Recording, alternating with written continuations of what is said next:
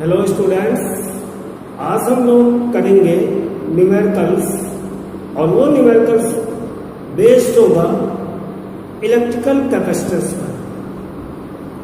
Student, previous video में मैंने आपको इलेक्ट्रिकल कैपेसिटेंस का फॉर्मूला बताया है कंडक्टर के लिए कि C is equal to Q upon V,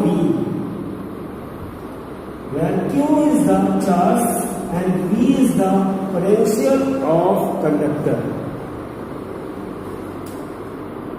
और जो उसकी यूनिट मैंने बताई है वो कैपेसिटेंस की, तो वो है कूलॉम पर वोल्ट और फैराड। दूसरा हम लोगों ने कैपेसिटेंस की वैल्यू फाइंड आउट की थी, वो किया था हम लोगों ने स्फेरिकल कंडक्टर के लिए। तो स्फेरिकल कंडक्टर के लिए जो फॉर्मूला हम लोगों ने निकाला था वो फॉर्मूला था C is equal to 4 pi epsilon naught R। तो वो फॉर्मूला आपका है C is equal to 4 pi epsilon naught R, where R is the radius of spherical conductor. Student, ये जो फॉर्मूला आपका है C is equal to 4 pi epsilon naught R, ये valid होगा हॉलो स्फीयर के लिए भी और साथ में सॉलिड स्फीयर के लिए। मतलब वो जो स्फेरिकल कंडक्टर है अगर वो सॉलिड होगा तो भी यही फॉर्मूला लगेगा, अगर हॉलो होगा तब भी यही फॉर्मूला लगेगा। तो ये आपको ध्यान रखना है। तो आपके पास कैपेसिटेंस के दो फॉर्मूलेस हैं। पहला कैपेसिटेंस ऑफ कंडक्टर, तो वो फॉर्मूला है C is equal to Q upon V, और दूसरा है capacitance of a spherical conductor, तो वो फॉर्मूला है C is equal to 4 pi epsilon naught R, where R is the radius of spherical conductor.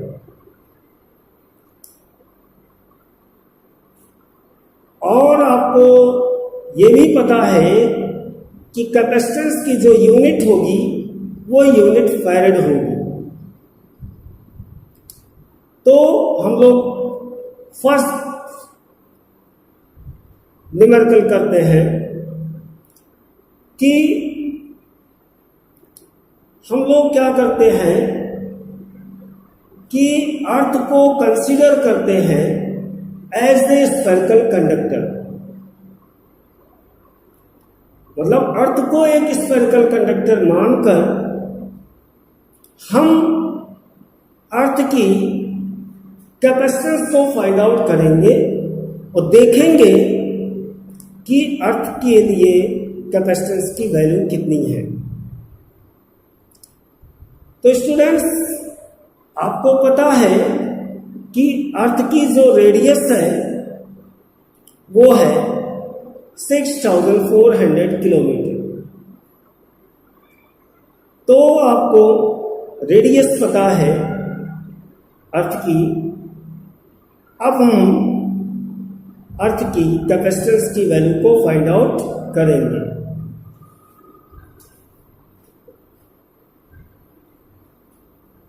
तो हमको गिवन है R 6400 किलोमीटर। तो हम लोगों को R गिवन है 6400 किलोमीटर और हमें कैपेसिटेंस की वैल्यू फाइंड आउट करनी है। इस किलोमीटर को हमने मीटर में कन्वर्ट किया तो 6400 multiplied by 10 to the power 3 metre. आपको पता है कि 1 kilometre is equal to 10 to the power 3 metre. इसको हम लिख सकते हैं 6.4 multiplied by 10 to the power 6 metre. तो ये आपको मिल गया अर्थ की रेडियस। कैपेसिटेंस की वैल्यू फाइंड आउट करनी है। फॉर्मूला हमारे पास है C is equal to 4 pi epsilon naught r। Student 4 pi epsilon not की वैल्यू होगी, आपको पता है कि 1/4 पाई एप्सिलॉन नॉट की वैल्यू होती है 9 into 10 to the power 9।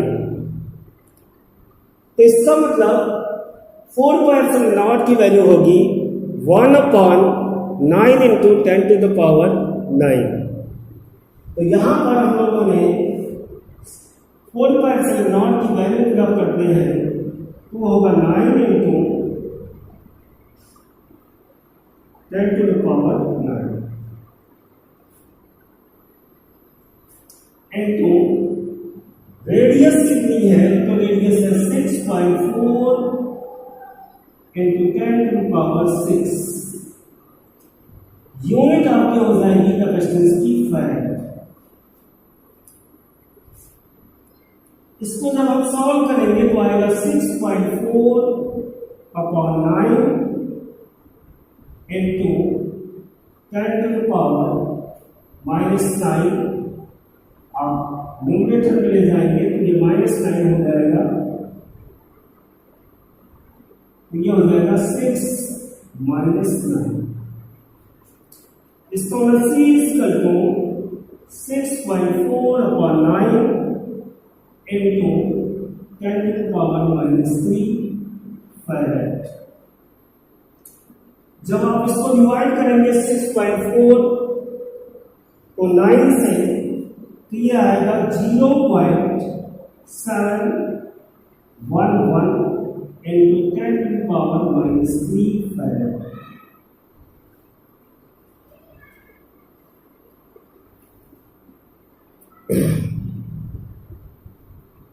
अब इस डेसिमल को आप उधर ले जाए तो ये आएगा 711 into 10 to the power -6 farad. या C is equal to 711 और 10 to the power -6 हो जाएगा माइक्रो फैराड। तो अर्थ की जो कैपेसिटेंस की वैल्यू आई, वो अर्थ की कैपेसिटेंस की वैल्यू है 711 माइक्रो फैराड।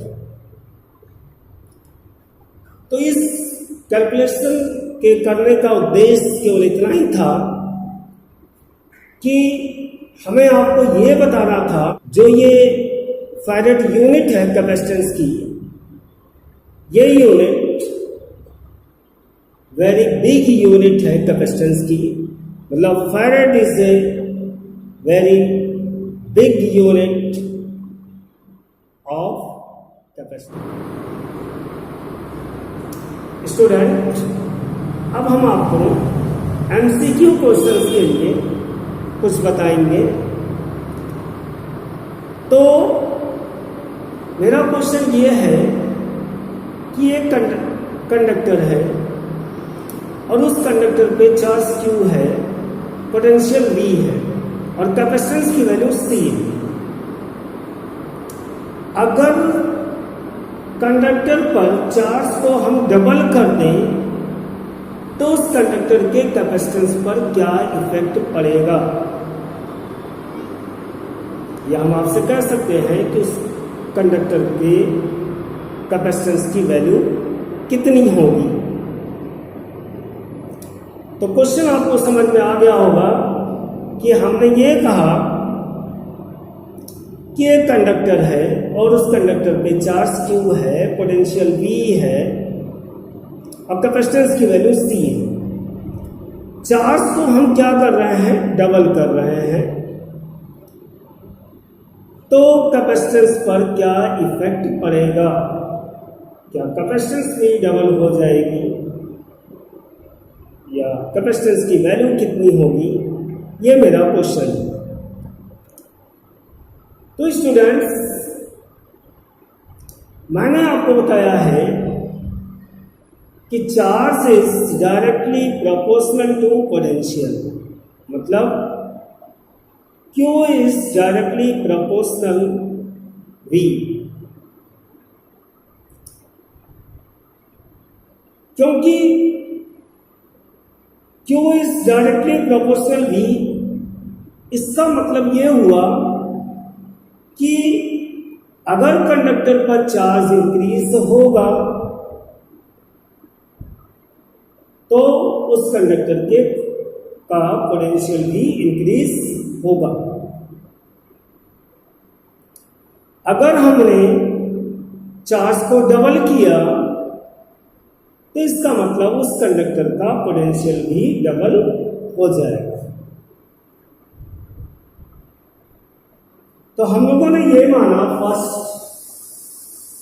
पहली कंडीशन कि कैपेसिटेंस की वैल्यू है C, तो C is equal to Q/V।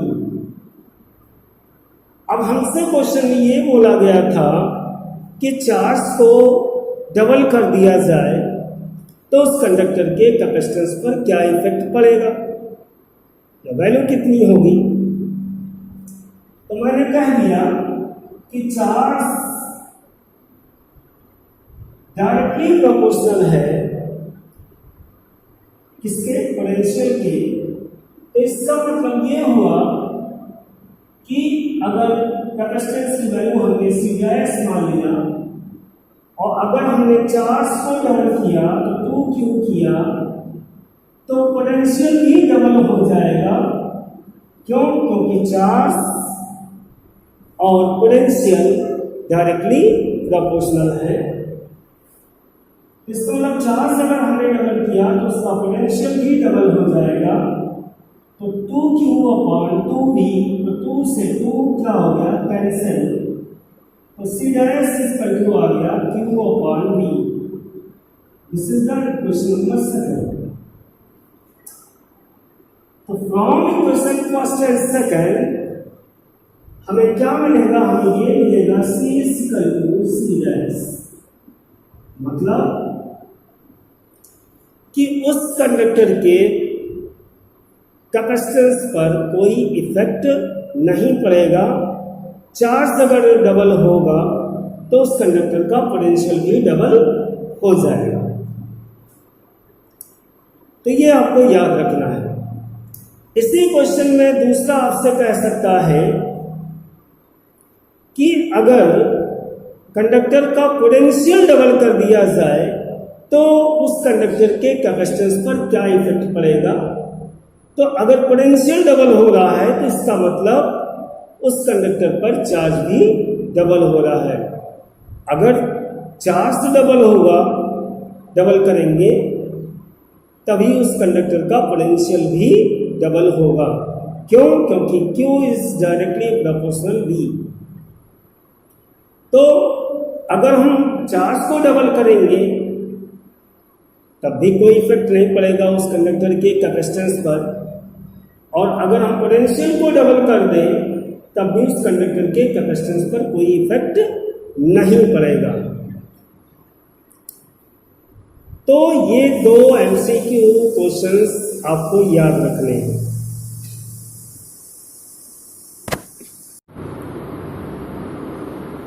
Students, अब मेरा नेक्स्ट क्वेश्चन है कि मेरे पास एक चार्ज कंडक्टर है और इस कंडक्टर पर पॉजिटिव चार्ज है और उसकी वैल्यू है Q और इस कंडक्टर का पोटेंशियल है V और कैपेसिटेंस की वैल्यू है C।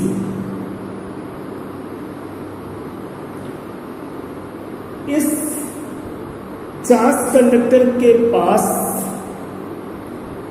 हम कोई अनचार्ज कंडक्टर रख दें तो इस कंडक्टर के कैपेसिटेंस पर क्या इफेक्ट पड़ेगा, मतलब कैपेसिटेंस इंक्रीज होगा कि डिक्रीज होगा कि कैपेसिटेंस में कोई चेंज नहीं होगा। तो इसका जो आंसर है, देखिए कि हमारे पास एक चार्ज कंडक्टर है और इस कंडक्टर पर पॉजिटिव चार्ज है और इस चार्ज की वैल्यू है Q और पोटेंशियल है V। चार्ज की वैल्यू हमें चेंज नहीं करनी है। चार्ज अगर आप इस कंडक्टर को चेंज करेंगे तो उसका पोटेंशियल इंक्रीज होगा, उसके कैपेसिटेंस पर कोई इफेक्ट नहीं पड़ेगा। तो क्वेश्चन ये है कि चार्ज क्यों है, इसका मतलब चार्ज आपका क्यों है। अब इसके पास हमने अनचार्ज कंडक्टर रख दिया। तो जब अनचार्ज कंडक्टर हम इस चार्ज कंडक्टर के पास रखते हैं तो यहाँ पे 3 प्रोसेस होता है। पहला प्रोसेस ये होता है इलेक्ट्रोस्टैटिक इंडक्शन के कारण इस प्लेट पर इस साइड नेगेटिव चार्ज आ जाएगा और इस साइड आपका पॉजिटिव चार्ज आ जाएगा। मतलब ड्यू टू इलेक्ट्रोस्टैटिक इंडक्शन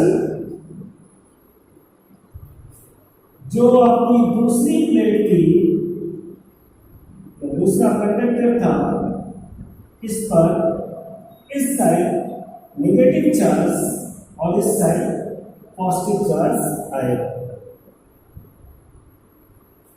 अब ये करेगा क्या, ये नेगेटिव चार्ज इस कंडक्टर के पोटेंशियल को क्या करेगा, कम करेगा। क्यों? क्योंकि आपको पता है कि चार्ज अगर नेगेटिव होगा तो उसका पोटेंशियल भी नेगेटिव होगा, और अगर पॉजिटिव चार्ज है तो पोटेंशियल पॉजिटिव होती है। तो हमने माना कि इसने यहां पर जो पोटेंशियल प्रोड्यूस किया उसकी वैल्यू है V डैश, और इसके कारण जो पोटेंशियल है वो है V डबल डैश। तो V डैश पोटेंशियल किसके कारण है, तो V डैश पोटेंशियल है नेगेटिव चार्ज के कारण, और V डबल डैश पोटेंशियल है किसके कारण, पॉजिटिव चार्ज के कारण। तो जो आपका नेट पोटेंशियल होगा वो नेट पोटेंशियल आएगा आपका, पहले कितना था पोटेंशियल इस पे, तो पहले इसका पोटेंशियल था V, और V डैश पोटेंशियल है किस चार्ज के कारण, माइनस चार्ज के कारण। इसका मतलब माइनस V डैश, अब V डबल डैश किसके कारण है, पॉजिटिव चार्ज के कारण, ये होगा प्लस V डैश।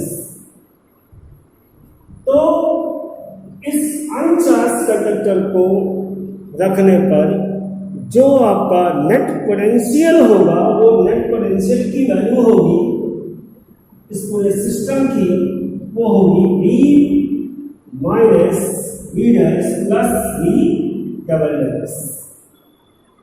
पहले पोटेंशियल कितना था, पहले पोटेंशियल था V। अब नेगेटिव चार्ज इस प्लेट से कम डिस्टेंस पर है, और जबकि पॉजिटिव चार्ज की डिस्टेंस आप देखें इस दूसरे प्लेट से पॉजिटिव चार्ज की डिस्टेंस यहाँ तक की ज्यादा है। मतलब अगर यहां से हमने डिस्टेंस ले लिया R1 नेगेटिव चार्ज से इस प्लेट की, और इस पॉजिटिव चार्ज से हमने ले लिया R2, तो इसका मतलब ये हुआ कि नेगेटिव चार्ज इस प्लेट से कम दूरी पर है, कम डिस्टेंस पर है, और जबकि पॉजिटिव चार्ज ज्यादा डिस्टेंस पर है। आपको पता है कि V is inversely proportional to 1/R, मतलब R की वैल्यू अगर कम होगी तो V की वैल्यू ज्यादा होगी। तो यहां पर आप देख रहे हैं कि R1 is less than R2, therefore V dash is greater than V2। इसका मतलब ये हुआ कि जो आपका नेट पोटेंशियल होगा वो डिक्रीज करेगा, क्योंकि इसकी वैल्यू ज्यादा है और इसकी वैल्यू कम है। तो therefore net potential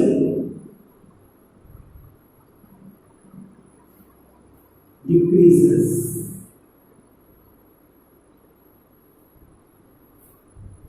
तो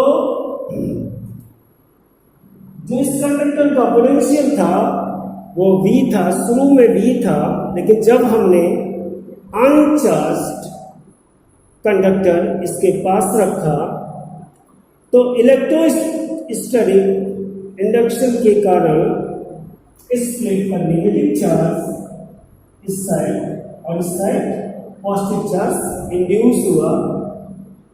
उसकी वजह से इस नेगेटिव चार्ज के कारण पोटेंशियल V डैश और इस पॉजिटिव चार्ज के कारण पोटेंशियल V डबल डैश। अब इन दोनों में इफेक्टिव कौन होगा, किसकी वैल्यू ज्यादा होगी? तो वैल्यू ज्यादा होगी नेगेटिव पोटेंशियल की, मतलब V डैश की वैल्यू ज्यादा होगी। क्यों? क्योंकि R1 is less than R2। आपको पता है कि डिस्टेंस जितनी कम होगी पोटेंशियल की वैल्यू उतनी ज्यादा होगी।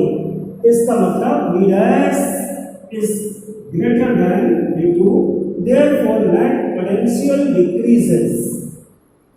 तो इसका मतलब पोटेंशियल अगर डिक्रीज कर गया, चार्ज तो आपका वही है, चार्ज तो क्यों ही है। अगर इस प्लेट पर आप चार्ज की वैल्यू देखें तो चार्ज की वैल्यू तो वही है। तो